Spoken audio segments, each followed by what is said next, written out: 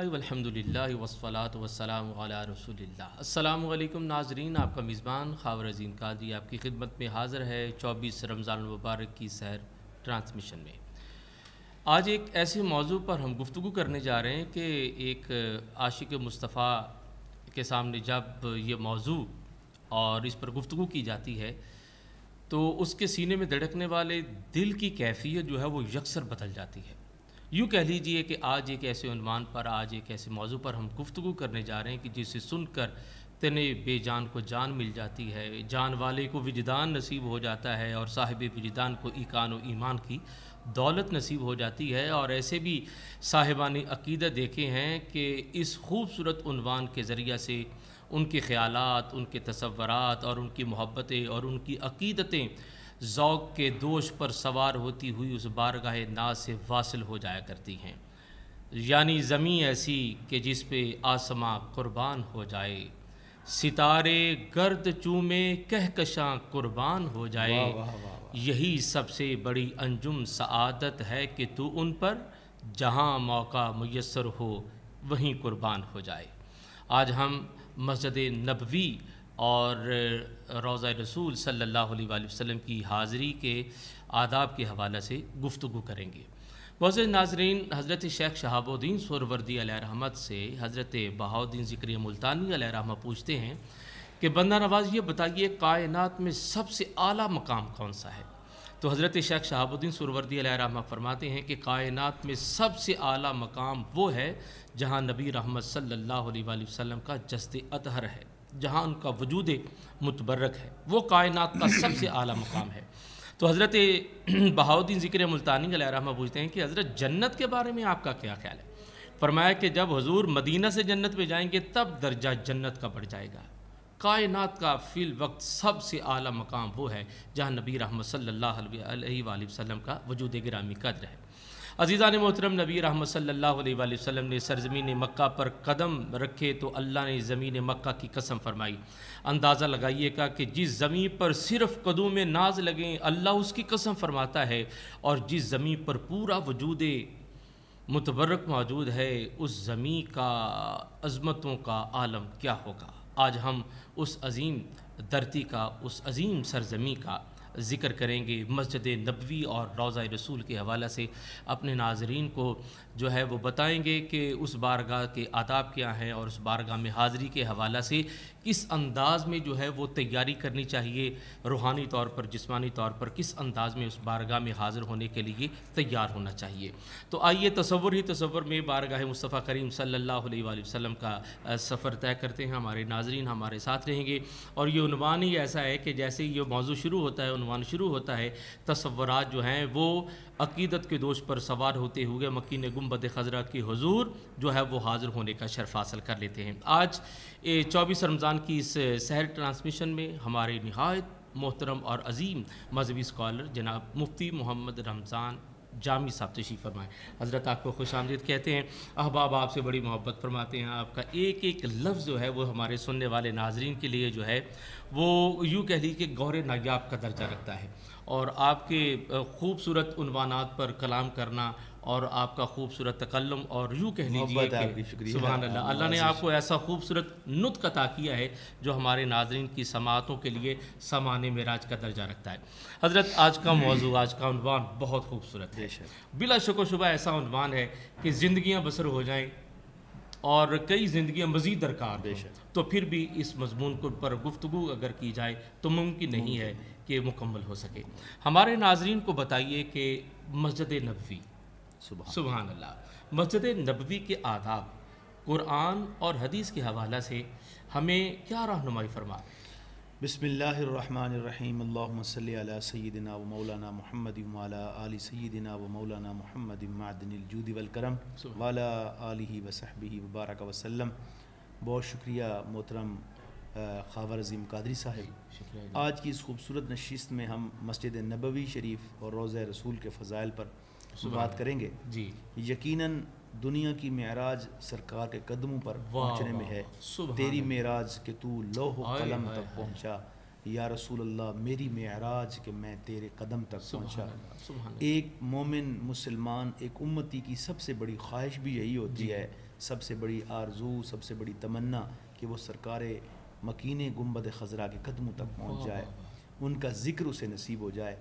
دنیا کے تمام اذکار میں سب سے بلند و بالا ذکر سرکار دو عالم صلی اللہ علیہ وآلہ وسلم کا ذکر پاک ہے. سبحان اللہ. جہاں تک سوال کا تعلق ہے، اللہ تبارک و تعالی نے قرآن کریم میں مساجد کی اہمیت کو بیان کیا. سبحان اللہ. فرمایا انما یعمر مساجد اللہ من آمن باللہ والیوم الآخر واقام الصلاۃ وآتى الزکاۃ ولم یخش الا اللہ. سورۃ التوبہ کی آیت کریمہ ہے. رب کریم ارشاد فرماتا ہے کہ بے شک مساجد کو وہ لوگ تعمیر کرتے ہیں جو اللہ پر ایمان رکھتے ہیں. واہ واہ واہ. سبحان یعنی اللہ. ایمان کامل رکھنے والے لوگوں کی یہ ڈیوٹی ہوتی ہے کہ وہ اللہ تبارک و تعالی کی مساجد کو تعمیر کرتے ہیں. خانہ خدا کی تعمیر کے حوالے سے جو احباب اپنا مال اور اپنا وقت پیش کرتے ہیں، اللہ تعالیٰ کی بارگاہ سے انہیں صاحب ایمان ہونے کی سند ملتی ہے. سبحان اللہ جناب. اسی طریقے پر قرآن کریم میں دیگر بہت سے مقامات ہیں.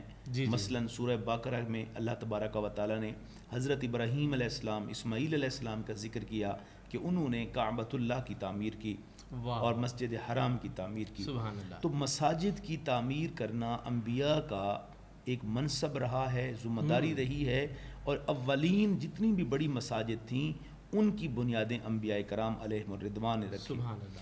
اور اسی طریقے کے ساتھ قرآن کریم کو اگر ہم دیکھیں تو اللہ تبارک و تعالی سرکار دو عالم صلی اللہ علیہ وسلم کی امت کے لیے اللہ تعالی نے اس مسجد کو خاص کیا. پچھلی جتنی امتیں تھیں سبحان اللہ ان کے لیے باقاعدہ اللہ کی طرف سے منظوری ملتی تھی، اور پورا یوں سمجھ لیجئے کہ ہزاروں میل تک ایک جگہ مختص ہوتی تھی جہاں مسجد بنائی جا سکتی تھی. لیکن حضور علیہ السلام نے ارشاد فرمایا کہ رب کریم نے میرے لیے جو خواص، جو خصوصیات اللہ تبارک و تعالیٰ نے مجھے خصوصی طور پر عطا کی، ان میں ایک تھا کہ اوتی تو جوامع الکلم، مجھے اللہ تعالیٰ نے جوامع الکلم کی دولت عطا فرمائی. سبحان اللہ. فرمایا جعلت لی الارض مسجدا و طہورا، پوری کائنات کو اللہ نے میری لیے پاک اور صاف بنا دیا، جہاں میں چاہوں میں سجدہ گاہ بنا سکتا ہوں. واہ واہ واہ. سبحان اللہ. پچھلے انبیاء کرام جو سابقہ امم میں تشریف لائے ان کے لیے حکم الہی آتا کہ جہاں مسجد بنائیں اور اس سے آگے پیچھے کوئی سجدہ نہیں کر سکتا. اچھا. جس نے نماز پڑھنی ہوتی تھی وہ اسی مسجد میں جا کر پڑھتا تھا. لیکن سرکار کی امت کو یہ حکم ملا جس جگہ، جس مقام پہ، جس چوک پہ، جس چوراہے پہ مرضی آئے آپ نماز بھی پڑھ سکتے ہیں اور مسجد بھی بنا سکتے ہیں. حضرت دیگر اگر ہم مذاہب کو دیکھیں تو اگر ہندو مذہب کو دیکھیں تو وہ بغیر مندر کی عبادت نہیں کر سکتے. اگر ہم سکھ مذہب کو دیکھیں بغیر گردوارہ کی عبادت نہیں کر سکتے. اگر عیسائیت کو دیکھیں تو بغیر وہ چرچ کی عبادت نہیں کر سکتے. یہودیت کو دیکھیں تو بغیر کلیسا کی عبادت نہیں کر سکتے.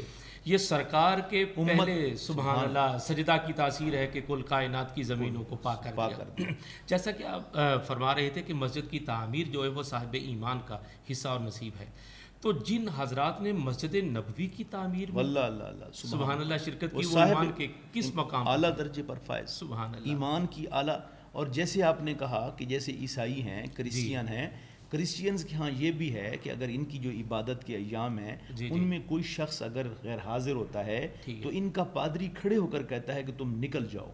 اب مسجد کی عظمت دیکھیے کہ ایک بندہ 70 سالہ زندگی میں 70 سال میں 65 سال یا 68 سال جو ہے وہ نہیں آتا، آخری سال توبہ کر کے بھی آئے تو مسجد کے دروازے اس پر بند نہیں، بلکہ اس کی حوصلہ افزائی کی جاتی ہے کہ اگر صبح کو بھولا شام کو آئے ہم اس کو بھولا نہیں کہتے. رب کریم فرماتا ہے ایک بندے نے 100 سال تک گناہ کیے، موت کا وقت آیا، موت کی آخری ہچکی میں اس نے رب کو پکارا. رب فرماتا ہے پکارنا اس کا کام تھا، اپنی رحمت کے جلوب میں ڈالنا مجھ پروردگار عالم کا کام ہے. تو یہاں تو رحمتی وسعت کل شے. تو مسجد نبوی کی جو فضیلت نبی کریم صلی اللہ علیہ وآلہ وسلم نے ارشاد فرمائی، حضور علیہ السلام نے ارشاد فرمایا کہ میری جو مسجد ہے مسجد نبوی، اس کی زیارت کرنے والا کبھی مرتد نہیں ہوگا. حضور نے فرمایا جو مسجد نبوی کی زیارت کرتا ہے اللہ اس کے دل میں ایمان کی مہر لگا دیتا ہے. سبحان اللہ. حضور نبی کریم علیہ السلام نے بہا جو ہیں فضیلت بیان کی. ایک حدیث پاک حضور نے ارشاد فرمایا، ابن ماجہ شریف کی حدیث ہے کہ جو شخص مسجد حرام یعنی کعبۃ اللہ میں نماز پڑھتا ہے اس کو ایک نماز کا ثواب 1,00,000 نماز کے ثواب کے برابر اس کا ہوتا ہے. واہ واہ، یعنی ایک نماز پڑھی مسجد حرام میں تو غیر مسجد حرام میں 1,00,000 نماز کے برابر اس کا ثواب ہے. اور حضور علیہ السلام نے کیا فضیلت ہے جی سبحان اللہ. اور حضور علیہ السلام کی جو مسجد ہے مسجد نبوی شریف، حضور نے ارشاد فرمایا اس میں ایک نماز کا ثواب 50,000 نمازوں کے برابر. مسجد اقصیٰ جو ہمارا پہلا قبلہ ہے فلسطین، حضور نے ارشاد فرمایا جو مسجد اقصیٰ میں ایک نماز ادا کرتا ہے اللہ کریم اس کو 25,000 نمازوں کا ثواب عطا کرتا ہے. سبحان اللہ. اب اس کے اندر ایک بڑی خوبصورت چیز ہے کہ ہم دیکھیں کہ مسجد نبوی کی جو فضیلت ہے اس کے پیش نظر مسجد حرام کی زیادہ فضیلت ہے. وہاں اللہ کی رحمتیں اور زیادہ ہیں، وہ اللہ کا گھر ہے. لیکن اگر ہم امت کے صلحاء کا طریقہ کار دیکھیں، چاروں یاروں کا خلفائے راشدین کا طرز عمل دیکھیں، یا بڑے بڑے ائمہ محدثین حضرت امام مالک تک بڑے بڑے نامور محدثین کا ذکر دیکھیں تو انہوں نے مسکن مسجد نبوی کو بنایا، مسجد حرام کو نہیں بنایا. اللہ اکبر. اچھا حضرت، مجھے یہاں پر وہ سوال یاد آ رہا ہے کہ حضور علیہ الصلوۃ والسلام کی دعا ہے اگر مسجد حرام میں 1,00,000 نماز کا ثواب ہے، مسجد نبوی میں جو ہے وہ 50,000 کا، جو حضور نے دعا کی تھی کہ دگنی برکت عطا فرما. سبحان اللہ. بے شک وہ برکتوں کو اگر شامل کیا جائے تو میں یہی عرض کرنا چاہ رہا تھا کہ دیکھیے ان لوگوں نے کیا یہ حدیث نہیں سنی تھی، انہوں نے تو یہی روایت کی ہے اپنی کتابوں. سبحان اللہ. ان کی کتابوں سے پڑھ کر تو ہمیں شعور ملا ہے، لیکن اس کے باوجود ساری زندگی جناب ابو بکر صدیق نے، جناب عمر بن خطاب رضی اللہ تعالیٰ عنہ نے، جناب سیدنا عثمان بن عفان رضی اللہ تعالیٰ عنہ نے یہیں پہ گزار دی. کیوں؟ اس لیے کہ انہیں معلوم تھا کہ سجدوں کی قضائیں ان کا یہ ایمان تھا کہ اگر سجدے قضا ہو جائیں تو ادائیں ممکن ہے، نگاہوں کی قضائیں کب ادا ہو. اللہ جو نگاہ یار میں فیض ملتا ہے، جو مسجد نبوی میں نماز پڑھتے ہوئے مکین گنبد خضرا کی رحمت کے جلوب میں انسان بیٹھا ہوتا ہے، یہ مرتبہ کائنات میں کہیں بھی نہیں ملتا. اعظم چشتی علیہ الرحمہ نے شاید اسی مقام پر کہا تھا کہ کیا خوبصورت انہوں نے ترجمانی کی. سبحان اللہ. ایک ایک شعر جو ہے وہ محبت سے اس انداز میں لبریز اور سرشار ہے کہ کیا کہنے، جب بھی یہ اشعار پڑھتا ہوں یہ کیفیت بن جاتی ہے. اور وہ دور وہ وقت آ جاتا ہے عہد رسالت میں جب صحابہ کرام حضور علیہ الصلوۃ والسلام کی زیارت کرتے ہوں گے اور انہیں یہ شرف نصیب ہوتا ہوگا. اعظم چشتی علیہ الرحمہ کہتے ہیں کہ اصل نماز ہے یہی، روح نماز ہے یہی، میں تیرے روبرو رہوں تو میرے روبرو رہے. واہ واہ واہ، سبحان اللہ. کیا خوبصورت عاشقوں کی تو باتیں کیا ہیں، کیا بات. حضرت خواجہ فخر الدین سیالوی رحمۃ اللہ علیہ نے بڑی خوبصورت بات کی کہ باب جبریل کے پہلو میں ذرا دھیرے. اللہ اللہ اللہ، سبحان اللہ. اب مسجد نبوی کے آداب دیکھیے، روضہ رسول کے آداب دیکھیے. باب جبریل کے پہلو میں ذرا دھیرے سے فخر کہتے ہوئے جبریل کو یوں پایا گیا، اپنی پلکوں پہ در یار پہ دستک دینا، اونچی آواز ہوئی عمر کا سرمایہ. سبحان اللہ سبحان اللہ. ان کا معمول یہ تھا، ان لوگوں نے کیوں ساری زندگی مسجد نبوی میں صرف کی؟ انہیں معلوم تھا کہ یہاں اگر کوئی خطا ہو جائے گی تو رحمت کے صدقے خطا رحمت کی چادر میں لپیٹ دی جائے گی. سبحان اللہ. مگر وہاں کعبۃ اللہ میں جو جلوے ہیں، وہاں پہ جو اللہ کی کبریائی کا اظہار ہے، وہ اتنا بیت جبار ہے، تو وہاں پہ بڑے بڑے گناہگار نہیں، بڑے بڑے متقی جو ہیں وہ بھی جا کے ان کے دل دہل جاتے ہیں. اور یہاں پہ رحمت کا سہارا ہے کہ اپنے سرکار کے صاحبان رحمت کے نیچے بیٹھے ہیں، اب کوئی خطا بھی ہو جائے گی تو معاف کر دیجیے. وہ مجھے ایک ہندو شاعر ہے سر کرشن پرشاد، تخلص ہے اس کا شاد، کہتا ہے کہ بلوائیں مجھے شاد جو سلطان مدینہ، جاتے ہی میں ہو جاؤں گا قربان مدینہ، کیوں میری شفاعت کو بھلا دیر لگے گی، کیا مجھ کو نہیں جانتے سلطان مدینہ. یوں کہہ لیجئے کہ محبین صاحب ایمان تو اپنی جگہ، غیر مسلم بھی نبی رحمت صلی اللہ علیہ وآلہ وسلم کی رحمت کا تقاضا کرتے ہوئے نظر آتے ہیں. معزز ناظرین، بڑا خوبصورت عنوان جاری و ساری ہے اور اس پر گفتگو جو ہے اس کے لیے زندگیاں درکار ہیں. مختصر بریک کے بعد پھر حاضر ہوں گے، ہمارے ساتھ رہیے.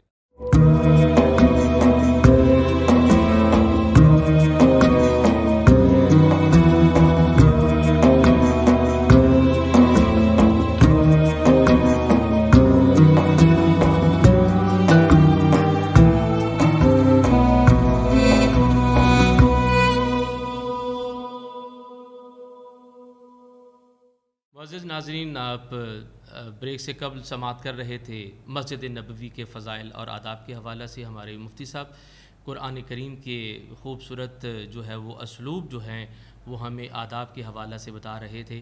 میں چاہوں گا قبلہ مفتی صاحب احادیث رسول کی روشنی میں ہمیں مسجد نبوی کے آداب اور فضائل کے بارے میں بتائیں. جی، مسجد نبوی صلی اللہ علیہ وآلہ وسلم حضور نبی کریم علیہ السلام کے ہاتھ مبارک سے رکھی گئی بنیاد ہے. واہ سبحان. اب ذرا اس کا اندازہ یوں لگائیں کہ دنیا میں ہم جب کسی مسجد کی بنیاد رکھتے ہیں جی تو ہم کیا کرتے ہیں کہ کسی متبرک شخصیت، کسی عالم دین، حافظ قرآن جی جی یا نسبت رسول صلی اللہ علیہ وآلہ وسلم رکھنے والی شخصیت سے اس کی سنگ بنیاد رکھواتے جی ہیں کہ اس میں برکت ہو جائے. جی اب اس مسجد کی برکات کا اندازہ آپ کس سے لگائیں گے کہ جن کی سنگ بنیاد خود مختار کائنات صلی اللہ علیہ وآلہ وسلم نے. سبحان اللہ سبحان اللہ. اس کی عظمت کا کیا اندازہ ہے. واہ. اور یہاں ایک میں خوبصورت آپ کو عرض کرنا چاہتا ہوں، مسجد نبوی ہوں یا مسجد نبوی ہو یا وہ پورا خطہ جسے ہم مدینہ منورہ کہتے ہیں. جی پہلا نام ہے یثرب.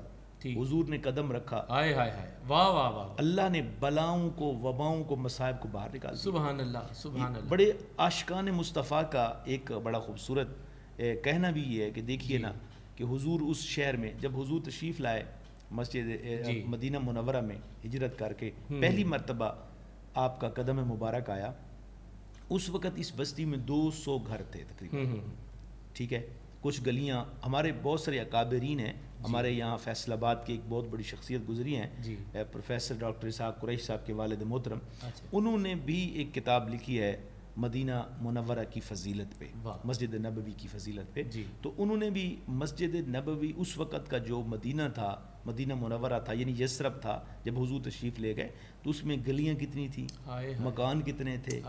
اچھا، بہت ساری چیزوں کو انہوں نے اپنی کتاب کے اندر ڈسکس فرمایا. تو اس وقت 200 گھروں پہ مشتمل یہ ایک آبادی تھی. حضور نے قدم رکھا، بلائیں نکل گئیں، وبائیں. صوفیاء کہتے ہیں کہ دیکھیے کہ جب 200 گھروں میں حضور کا قدم پڑا تو وبائیں نکل گئیں. تو حدیث میں تو یہ بھی موجود ہے کہ مومن کی قبر میں بھی حضور تشریف لائیں گے. تو کیا 5 فٹ یا 8 فٹ کی قبر سے مصیبتیں نہیں نکلیں گی؟ بے شک بے شک. کہ جب اتنے بڑے شہر سے جو ہے نبی کریم علیہ السلام کی تشریف آوری کی بدولت اتنے بڑے شہر سے مصائب نکل جاتے ہیں. تو حضور نبی کریم صلی اللہ علیہ وآلہ وسلم نے ضرورت محسوس کی، سب سے پہلے چیز کی بنیاد رکھی. اور مسلمان سلاطین کا یہ طریقہ کار رہا ہے کہ حضور کی اس پہلی سنت پہ عمل کیا. سبحان اللہ. پرانے زمانے میں جتنی آباد کاریاں ہوئی ہیں، خلفائے راشدین نے آباد کاریاں کی ہیں، انہوں نے بھی حضور کی سنت کو اس کو زندہ رکھا کہ سب سے پہلے جس آبادی میں گئے مسجد قباء تھی. تب مسجد قباء کے بعد یہاں پہ جب آپ ٹھہرے، قیام پذیر ہوئے، تو سب سے پہلے آپ نے مدینہ منورہ میں مسجد نبوی کی بنیاد رکھی. تو انہوں نے حضور کی سنت پہ عمل کرتے ہوئے ہر نئی آبادی میں سب سے پہلے جس چیز کی بنیاد رکھی وہ مسجدیں ہوتی ہیں، اور حضور کی سنت بھی ہے. تو حضور نبی کریم علیہ السلام نے ارشاد فرمایا کہ مسجد نبوی ہر قسم کے ہر دور میں امت کے لیے مرجع خلائق رہے گی. سبحان اللہ. امت یہاں پہ جمع ہوگی، لوگ جمع ہوں گے. اب یہ دیکھیے کہ چاروں، میں نے جیسا کہ عرض کیا، خلفائے راشدین کے دور میں پارلیمنٹ مسجد نبوی تھی، کیا بات، صفہ تھا. جتنے لوگ حضور علیہ السلام نے اپنے دور مبارک کے اندر جتنے لوگوں کے پاس گھر نہیں تھا، کھانا نہیں تھا، ان کی رہائش کا انتظام نہیں تھا، وہ صفہ میں ہوتا تھا. اور پھر خلفائے راشدین کی آپ شورا کا اجلاس دیکھیں، وہ مسجد نبوی ہے. اور مسجد نبوی کے اندر وہ فیصلے ہوئے 17 لوگ، 13 لوگ، 11 لوگ. اگر آپ دیکھیں سیدنا ابوبکر صدیق کی شورا، سیدنا عمر کی شورا، سیدنا عثمان کی شورا، 17 سے زیادہ لوگ نہیں، لیکن ان کے فیصلوں کی طاقت اور جرت یہ کہ پوری دنیا میں انہوں نے حکمرانی کی. آج ہماری شورا، آج ہماری پارلیمنٹ، آج ہمارا جو پارلیمنٹ کے ممبران ہیں ان کو دیکھ لیں، سینٹ کے ممبران ہیں دیکھ لیں ان کو، ان کی تعداد سینکڑوں میں ہے، لیکن فیصلے اتنے کمزور ہیں کہ ایک ریاست تو بڑی دور کی بات ہے، ایک شہر کو بھی نہیں چلایا جا سکتا. سرکار نے اور حضرات صحابہ کرام نے جس فلاحی ریاست کا قیام کیا، غیر مسلم بھی اس کا اعتراف کیے بغیر رہ نہیں سکے. مہاتما گاندھی جیسا بندہ کہہ رہا ہے کہ اگر میرے اختیار میں ہوتا تو میں ہندوستان میں وہ نظام رائج کرتا جو رسول اکرم صلی اللہ علیہ وآلہ وسلم نے مدینہ میں کیا. یوں کہہ لیجئے کہ آغاز کائنات سے لے کر قیامت تک اگر کوئی فلاحی ریاست کا عملی نمونہ ہے تو وہ مدینہ شریف ہے، جو سرکار صلی اللہ علیہ وآلہ وسلم اور حضرات صحابہ کرام نے جو ہے وہ اس انداز میں جو ہے قیامت تک آنے والے انسانوں کو عطا کیا۔ حضرت سرکار کی بارگاہ جی تو یہاں ایک میں بات عرض کرتا چلوں کہ مسجد نبوی حضور علیہ السلام نے جب تعمیر فرمائی، جب فضائل بیان کیے، بے پناہ احادیث مبارکہ، حضور علیہ السلام نے فرمایا کہ جس نے مدینے میں جو مدینے حج پہ آیا، من حج ولم یزرنی فقط جفانی، جس نے حج کیا لیکن میرے روضہ میری مسجد کی زیارت نہیں کی، اس نے مجھ پر ظلم کیا۔ اچھا، حضور علیہ السلام نے ارشاد فرمایا کہ اس مسجد میں منافق کبھی نہیں بیٹھے گا، مسجد منافقت کو دور کر دیتی ہے۔ حضور نے فرمایا میری مسجد سے محبت کرنے والا ایمان کی مہر لگائے بغیر نہیں مرے گا۔ تو ان چیزوں کو اگر دیکھیں تو پھر معلوم ہوتا ہے کہ ہمارے جو اکابر بزرگ تھے، ہمارے جو محدثین تھے، مثلا حضرت امام مالک ساری زندگی مدینہ منورہ میں بسر کی، ساری زندگی انہوں نے مسجد نبوی شریف کے اندر بیٹھ کر جو ہے درس حدیث ارشاد فرمایا، اور کبھی بھی قدم مسجد نبوی شریف سے باہر نہیں نکالا، پوری زندگی کبھی مسجد نبوی شریف سے باہر نہیں نکالا۔ تو یہ چیزیں وہ ہیں کہ جن سے یہ ثابت ہوتا ہے کہ وہ لوگ جانتے تھے کہ ایمان اگر پختگی ایمان کی چاہیے تو وہ نبی کریم صلی اللہ علیہ وسلم کے دور دولت مصطفیٰ سے لگنے میں ہے۔ سبحان اللہ، سبحان۔ اچھا حضرت یہ بتائیے گا، جیسا کہ آپ ابتداءً یہ بتا رہے تھے کہ حضور علیہ الصلوۃ والسلام نے یثرب کی زمین پر قدم رکھا، جو بیماریوں کا گھر تھی، حضور علیہ الصلوۃ والسلام کے قدوم ناز کی برکت سے وہ یثرب سے مدینۃ المنورہ نور کا گھر بن گئی، اور بیماریاں دور ہو گئیں، وبائیں اور بلائیں دور ہو گئیں۔ حضور علیہ الصلوۃ والسلام جس جگہ محو استراحت ہے، اکرام ناز ہے، وہ کائنات کا سب سے اعلیٰ ترین جگہ۔ حضور علیہ الصلوۃ والسلام جہاں جہاں ٹھہرے، جہاں جہاں آپ نے قیام کیا، وہ جگہ بہترین جگہ۔ اچھا، میں یہ آپ سے پوچھنا چاہوں گا، جیسے آپ نے قبر کا بھی ذکر کیا کہ حضور قبر میں تشریف لائیں گے، تو جہاں حضور تشریف لے کے گئے وہ جگہ اعلیٰ ہو گئی، اور جو حضور کی طرف چل کر گئے، واہ واہ واہ، سبحان اللہ، حضور جن کی طرف گئے ان کی شان و منزلت تو یہ ہے، اور جو حضور کی طرف چل کے گئے، کیا ان پر بھی یہ اثرات مرتب؟ بالکل، ان پر تو یوں اثرات مرتب ہوئے کہ جو دنیا کی جو چیز بھی سرکار کی ذات سے منسوب ہوتی چلی گئی اعلیٰ اور عرفہ ہوتی چلی گئی۔ اللہ تعالیٰ فرماتا ہے لا اقسم بہذا البلد وانت حل بہذا البلد۔ اس کے اعلیٰ حضرت رحمۃ اللہ علیہ نے کئی معنی بیان کیے۔ ایک معنی سادہ سا یہ ہے کہ اے حضور، اے پیارے محبوب، آپ جہاں جہاں جاتے جائیں گے ہم اس جگہ کی قسم کھاتے جائیں گے۔ سبحان اللہ۔ اب ذرا دیکھیے کہ نور نبوی جہاں سے چلا، جہاں پہ منتقل ہوا، جو ساتھ منسوب ہوتے چلے گئے وہ اعلیٰ اور عرفہ ہوتے گئے۔ میں یہاں بھی ایک بات عرض کرنا چاہتا ہوں، اکثر لوگ جب لفظ بولتے ہیں نا، میں مدینے گیا تھا، میں مدینے جا رہا ہوں، ٹھیک ہے، یہ بے ادبی ہے۔ کیسے؟ جب ہم امی کا نام لیتے ہیں، امی جان، ابو جان، والد محترم، استاذ گرامی، مدینۃ المنورہ، اس کا نام مدینہ تو عربی میں شہر کو کہتے ہیں۔ جی بالکل ایسے۔ تو آپ تو حضور علیہ السلام کے شہر کا نام عام شہروں کی طرح لے رہے ہیں۔ تقاضا ادب ہے، تقاضا ادب کیا ہے؟ جب بھی نام لیں مدینہ نہ بولیں۔ مدینہ عربی میں مسکن کو کہتے ہیں، شہر کو کہتے ہیں المدینۃ المنورہ۔ پورا نام تب ہوتا ہے کہ جب آپ اس کے تقاضوں کو سمجھتے ہیں کہ دیکھیں مدینہ حضور نے نہیں بنایا، بلکہ حضور کے قدمین سے وہ شہر بنا جو خود بھی چمکا، اور جو بھی اس کائنات کے عظیم ترین شہر سے جو بھی منسلک ہوا وہ چمکتا چلا گیا۔ سبحان اللہ۔ اور میں جو عرض کر رہا تھا کہ کیوں مسکن بنایا، معاشرے پر مسجد نبوی کے اثرات کیا ہیں، یاد رکھیے آج بھی امت جو ہے، قرآن میں اللہ تعالیٰ فرماتا ہے وَلَوْ أَنَّهُمْ إِذْ ظَلَمُوا أَنفُسَهُمْ جَاءُوكَ فَاسْتَغْفَرُوا اللَّهَ وَاسْتَغْفَرَ لَهُمُ الرَّسُولُ لَوَجَدُوا اللَّهَ تَوَّابًا رَحِيمًا۔ امت کے پاس ایک در ہے آج، امت کے پاس صحابہ کرام رضوان اللہ علیہ مجمعین بھی کہتے ہیں کہ جب کوئی مشکل درپیش آتی تھی، پریشانی آتی تھی، تو ہم سرکار کی بارگاہ میں حاضر ہوتے تھے۔ آج بھی امت کے پاس ایک ہی گھر ہے، ایک ہی در ہے، جہاں جس دہلیز پہ جھکیں گے تو دنیا کے مسائل حل ہوں گے۔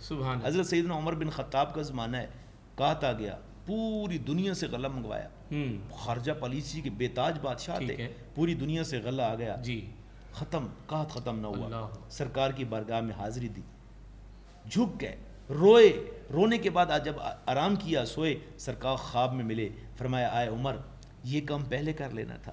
آئے کتنے دن ہو گئے, کتنے دنوں بعد ہمارے پاس آئے ہو, جب تمہیں معلوم بھی ہے اے عمر کہ مسائل خارجہ پالیسیوں سے حل نہیں ہوتے, مسائل تو یہاں آ کر جھکنے سے ہوتے ہیں.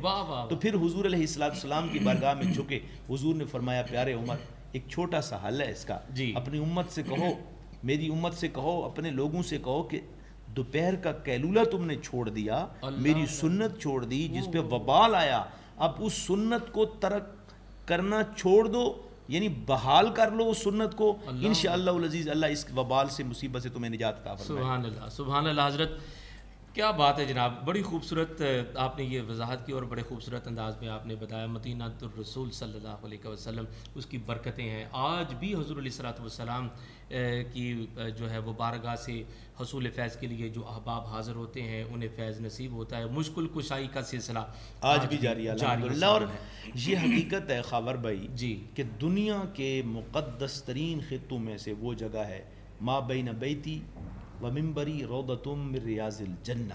میرے آقا نے فرمایا میرے ممبر اور میرے روضہ کے درمیان جو جگہ ہے یہ جنت کا ٹکڑا ہے. اللہ, اور جس جگہ سرکار دو عالم کا مدفن مبارک ہے, جسد مبارک جہاں پہ آرام فرما ہے, وہ جگہ محققین بالاتفاق اہل سنت کے نزدیک یہ بات طے ہے کہ وہ جگہ عرش معلی سے بھی افضل. سبحان اللہ. حاجی امداد حاجی ہو آؤ شہنشاہ کا روضہ دیکھو, کعبہ تو دیکھ چکے اب کعبے کا کعبہ دیکھو. اعلیٰ حضرت جی جی جی مجھے حاجی امداد اللہ مہاجر مکی کے وہ اشعار یاد آ رہے تھے. وہ کیا خوب کہتے ہیں کہ کر کے نثار آپ پر دربار یا رسول, واہ واہ, اب آپ پڑا ہوں آپ کے دربار یا رسول, عالم نہ متقی زاہد نہ پارسا, ہوں امتی میں آپ کا گنہگار یا رسول.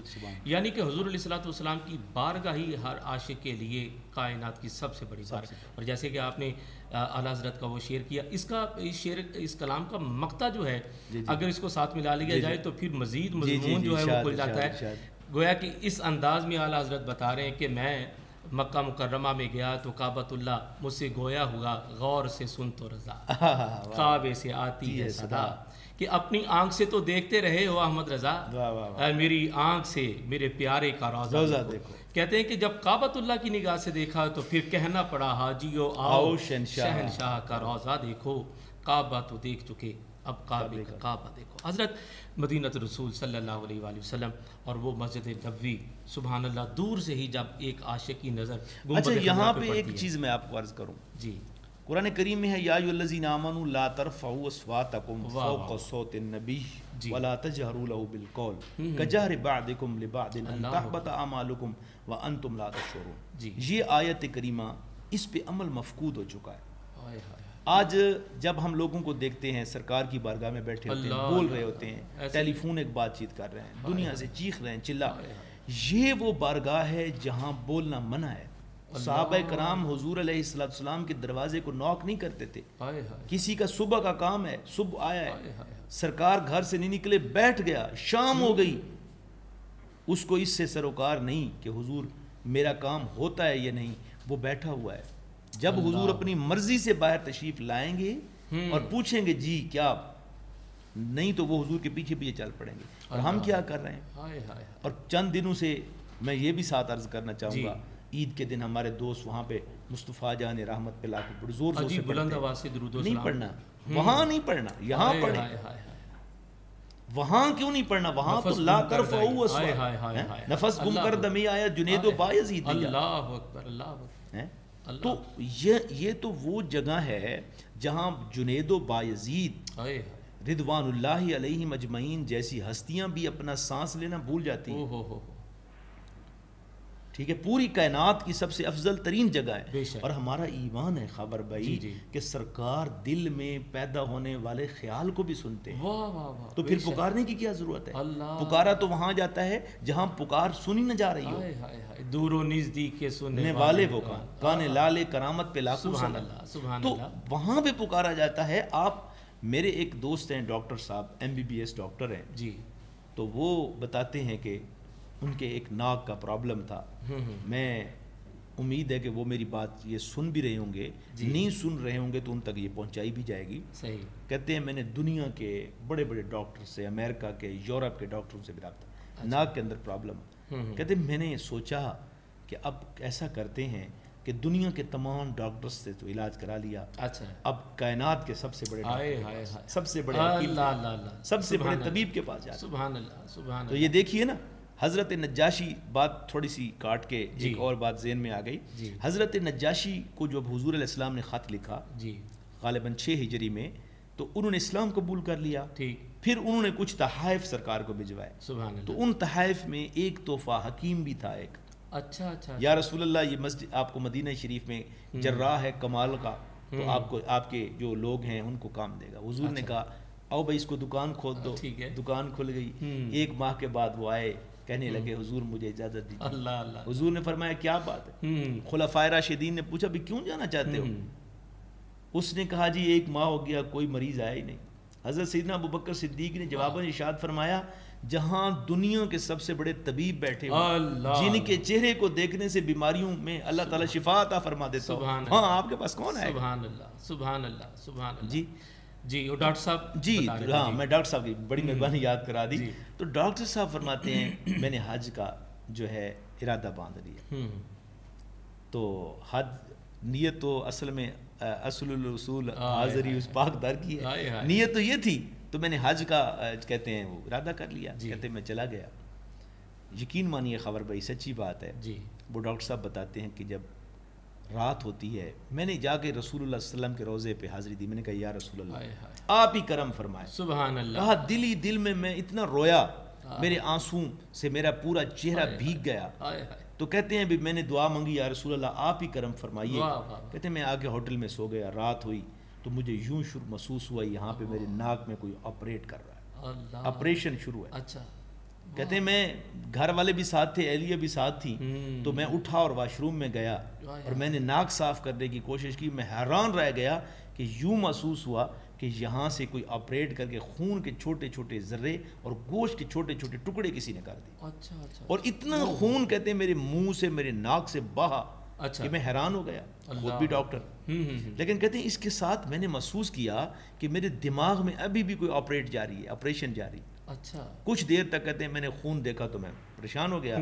لیکن جب صبح ہوئی، آج بھی وہ ڈاکٹر صاحب ہیں کہتے ہیں اللہ کی قسم دنیا میں جب کہیں شفا نہیں مل سکی تو اس در دولت مصطفیٰ پہ مجھے سب کو اللہ تبارک و تعالیٰ نے سرکار کے صدقے سے شفا عطا کر. یہ حضور علیہ الصلوۃ والسلام کی فیض بخشی ہے کہ قریب جس درجہ نوازتے ہیں دور بھی اسی انداز میں نوازتے ہیں. حضرت امام بصیری کو کس انداز میں نوازا. اللہ دیکھیے نا حضرت امام بخاری رحمۃ اللہ علیہ سرکار کے روضہ کی بڑی عزت کرتے تھے، اعلیٰ درجے کا احترام. بخاری شریف میں جو اصل بخاری شریف اس کا پہلا صفحہ نمبر 1 پہ حضرت شاہ ولی اللہ محدث دہلوی نے اس کا ایک مقدمہ لکھا ہے. حضرت شاہ ولی اللہ محدث دہلوی، میں نے اپنی بخاری شریف کی کتاب پہ نوٹس بھی لگائے ہوئے ہیں. حضرت شاہ ولی اللہ محدث دہلوی فرماتے ہیں کہ جب امام بخاری رحمۃ اللہ تعالیٰ علیہ فوت ہوئے تو ان کی قبر سے خوشبوئیں آ رہی تھیں. لوگ مٹی اٹھا رہے تھے. اس وقت کے جو بخارا کے حکمران تھے انہوں نے کہا یار مٹی اور ڈالو. وہ مٹی ڈالتے گئے، وہ خوشبو منبر معطر ہوتی چلی گئی. کہتے کیوں؟ اس لیے کہ حضور کی ذات سے اتنی نسبت تھی کہ جب کوئی حدیث جمع کرتے، غسل کرتے، صاف کپڑے پہنتے، 2 رکعت نفل اور سرکار کی بارگاہ میں درود و سلام کا نذرانہ پیش کرتے، سبحان اللہ، اور پھر حدیث پاک لکھتے. اب یہ دیکھیے کہ جو حضور سے نسبت رکھ رہا ہے، حضور سے نسبت تعلق مضبوط جو شخصیت کر رہی ہے، اس کو یہ فیضان ملا. حضرت شاہ ولی اللہ نے لکھا.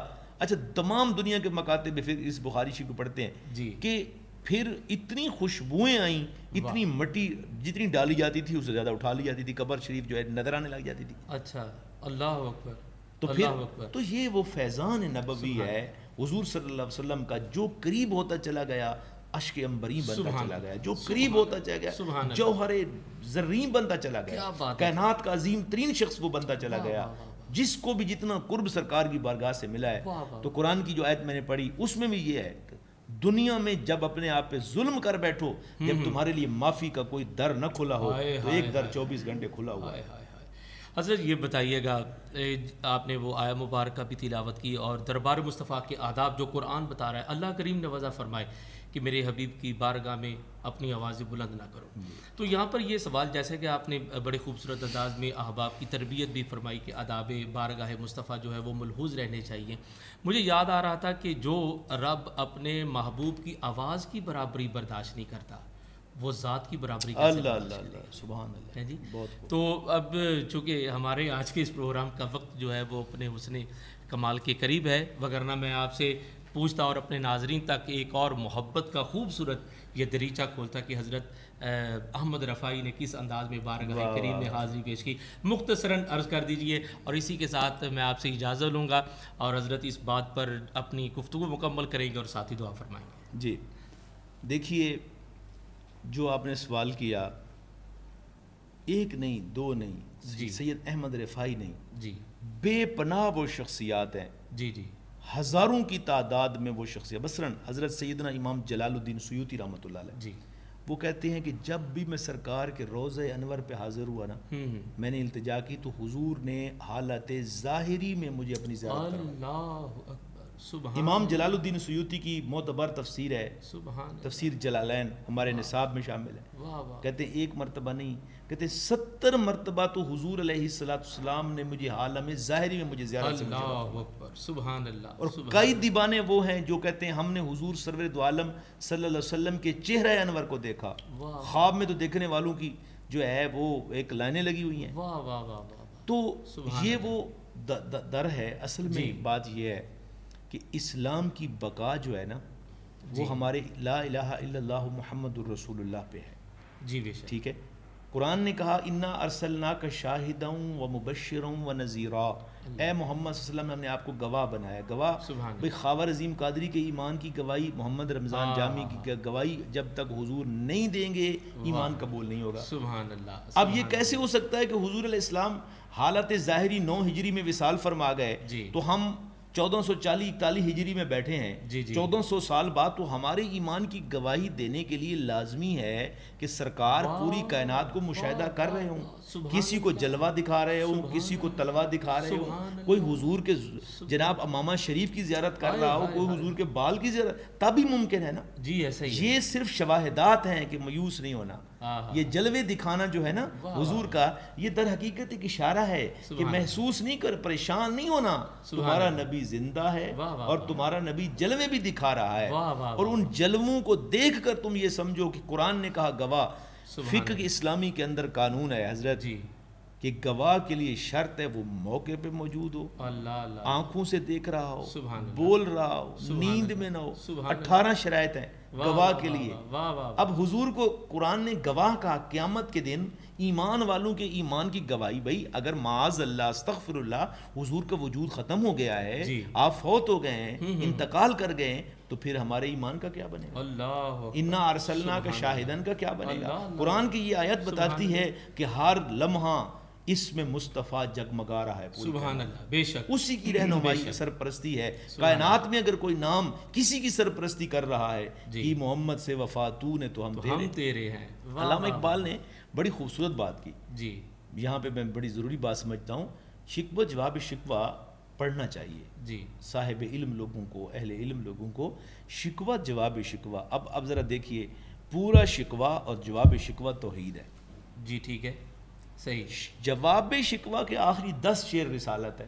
واہ سبحان اللہ. پوری توحید. تیرے کعبے کو جبینوں سے بسایا کس نے، تیرے قرآن کو سینوں سے لگایا کس نے، پھر بھی ہم سے گلایا کہ وفادار نہیں. یا اللہ اگر ہم وفادار نہیں تو تو بھی دلدار نہیں. پھر بڑی باتیں کی، جی پوری توحید بیان کی. ٹھیک ہے. اللہ تبارک و تعالی آخری 10 شعر بیان کر کے کہا کہ او توحید کے چاہنے والو، اگر توحید خالص لینا چاہتے ہو، اقبال نے ہمیں بتا دیا وہ در دولت مصطفیٰ پہ ملے. سبحان اللہ. وہ رسالت سے آ کر ملے گی. سبحان اللہ. در دولت مصطفیٰ پہ جب آپ آئیں گی تو توحید کا حقیقی معنی آپ کو سمجھ آ جائے گا. تو ان باتوں سے یہ اندازہ ہوتا ہے کہ آج بھی اسی اسم گرامی کی جگمگائی ہے. پوری کائنات میں وہی نام معمبر و معطر ہے. سبحان اللہ. اسی نسبت سے ہی کچھ ممکن ہے، جی اس کے بغیر کچھ ممکن نہیں ہے. سبحان اللہ. اور عاشقوں کی پناہ گاہ ہے سرکار کا. عاشقوں کو آج بھی سکون ملتا ہے تو اللہ تبارک و تعالی نے یقیناً سرکار کا در ہی دکھایا ہے، اسی در سے ملتا ہے. معزز ناظرین، اس دعا کے ساتھ کہ اللہ کریم ہمیں بارگاہ مصطفیٰ کریم صلی اللہ علیہ وآلہ وسلم کی حاضری عطا فرمائے اور با ادب اس بارگاہ ناز میں ہدیہ درود و سلام و تہنیت پیش کرنے کی توفیق عطا فرمائے. 24 رمضان المبارک کی سحری ٹرانسمیشن ہے حسن کمال کو پہنچی اور قبلہ مفتی صاحب سے گزارش کروں گا دعا فرمائے اور ان کے بعد ایک خوبصورت کلام ہوگا. آمین اللہم صلی علی سیدنا و مولانا محمد مبارک وسلم ربنا تقبل منا انکا انت السمیع العلیم وتب علینا انکا انت التواب الرحیم۔ رب کریم ہماری اس ٹرانسمیشن کو قبول فرما، حضور علیہ السلام کے در کی غلامی کی توفیق عطا فرما، سیرت طیبہ کے ہر پہلو کو اپنانے کی توفیق عطا فرما۔ اللہ کریم پوری دنیا کے مسلمانوں کو سرکار کے دورہ روضہ انور سے والہانہ عقیدت اور محبت جو موجود ہے اس میں اور اضافہ اور برکات عطا فرما۔ رمضان المبارک کا تیسرا عشرہ مولا قدوس شروع ہو چکا ہے، میرے پاک پروردگار اپنی رحمت کرم، اپنی مغفرت اور خصوصاً جہنم سے آزادی سے ہمیں بھی حصہ عطا فرما، حضور کے نعلین کے تصدق سے ہماری بخشش و مغفرت فرما۔ صلی اللہ تعالی علی خیر خلقہ محمد وعلی آلہ وصحبہ۔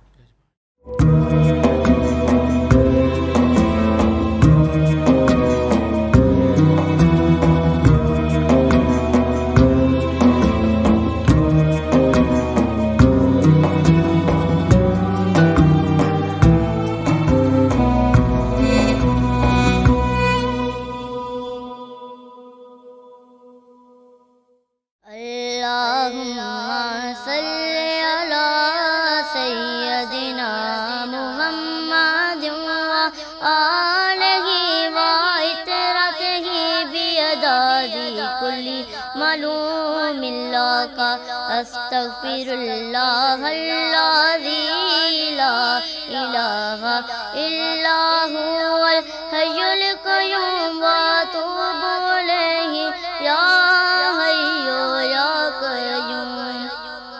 تو سہارا بے کسوں کا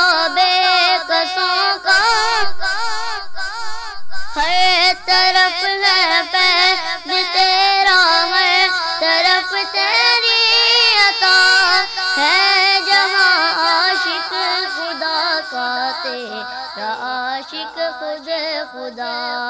اللہم صلی علی سیدنا محمد وآلہ وعطرتہ بیداد کل معلوم لک، استغفر اللہ الذی لا الہ الا هو الحی القیوم واتوب الیہ یا حی یا قیوم۔